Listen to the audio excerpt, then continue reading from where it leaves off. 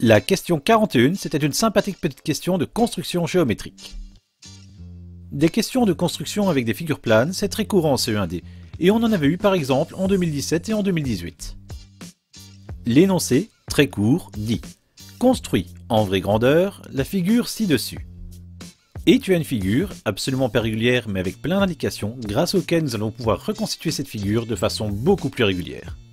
Observons un peu ces indications pour savoir quelle figure nous devons construire. Nous remarquons que sur chacun des côtés du quadrilatère qui fait le tour de notre figure, nous avons la même petite barre. En géométrie, on met une petite barre sur plusieurs côtés pour indiquer qu'ils ont la même mesure, qu'ils sont isométriques. En l'occurrence ici, ils font tous 3 cm, et comment je le sais? Simplement parce qu'il est indiqué 3 cm à droite de ma figure. Je remarque aussi que mon quadrilatère, il a 4 angles droits. Ça, comment je le sais? Grâce aux petits symboles qui sont dans chacun des coins de mon quadrilatère. Un quadrilatère qui a 4 angles droits et 4 côtés de même mesure, c'est forcément un carré.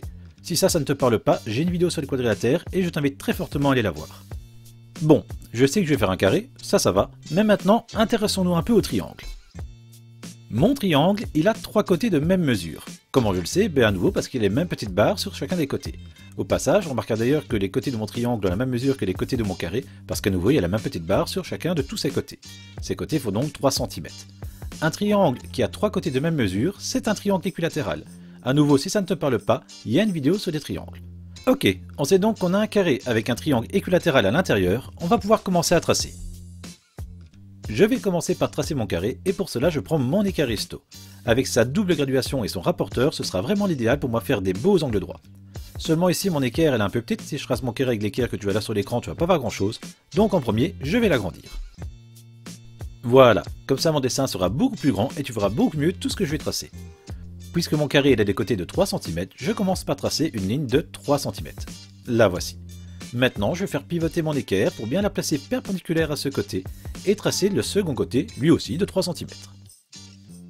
Pour que mon second côté soit bien perpendiculaire au premier, j'ai mis mon équerre avec la ligne du milieu sur mon premier côté, la ligne qui passe par le 0 et le 90. Pourquoi 90? Parce que 90 degrés c'est un angle droit, ainsi je vais former un bel angle droit. Maintenant, je trace mon côté de 3 cm. Voilà, et je vais pouvoir continuer avec mon troisième côté. Troisième côté, même chose, bien perpendiculaire et on fait une ligne de 3 cm. Et enfin mon quatrième côté. Ici l'utilisation de l'équerre est un peu superflue parce que si tu as bien travaillé, l'extrémité supérieure de ton premier côté et l'extrémité supérieure de ton troisième côté sont bien à la même hauteur et bien alignés les 3 cm. Mais comme on est au CE1D et que ce serait vraiment dommage de perdre des points bêtement, autant vérifier à l'équerre que tout fonctionne bien.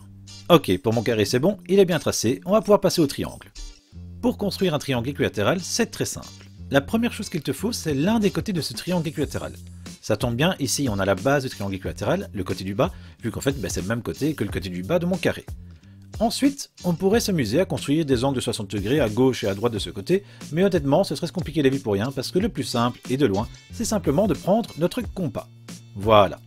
Ce compas, je vais l'ouvrir de la taille du côté qu'on connaît déjà, c'est-à-dire ici 3 cm, mais il n'y a pas besoin de mesurer, il suffit d'ouvrir de la taille de côté. Je vais mettre la pointe sèche, celle qui pique, à l'une des extrémités de ce côté, et la pointe grasse, celle qui écrit, à l'autre extrémité de ce côté. Une fois que mon compas est bien placé, je vais tracer un bel arc de cercle, le voici, et maintenant je vais retourner mon compas et le placer à nouveau sur le côté de mon triangle équilatéral, mais en inversant les positions de la pointe sèche et de la pointe grasse. À nouveau, je fais un bel arc de cercle, comme ceci, et voilà, pour mon compas c'est terminé, je peux le ranger. Mes deux arcs de cercle s'interceptent, se rencontrent en un point, ici en jaune. Ce point, c'est le troisième sommet de mon triangle.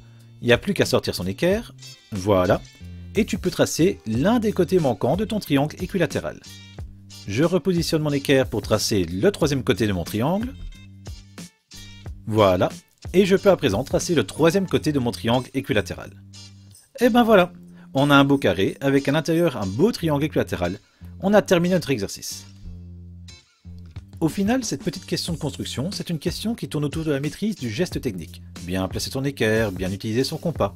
Si tu es quelqu'un qui aime bien un peu tout ce qui est manuel, que ce soit les bricolages ou les travaux plus lourds, ce genre de questions c'est tout à fait fait pour toi. Je sais pas pour toi, mais moi ce genre de questions j'aime vraiment bien. Quand j'ai fini de faire un beau dessin ainsi, j'ai toujours envie un peu de m'applaudir et de me dire allez c'est bon, celle-là j'ai bien maîtrisé, c'est bien joli, il reste que 2 questions en CE1D, je sens que ça va le faire. La prochaine et avant-dernière question de ce CE1D sera à nouveau une question sur les figures planes, mais cette fois-ci sera une question de théorie pure et dure. Pour ne rater aucune des questions, n'hésite pas à t'abonner à la chaîne. À très bientôt!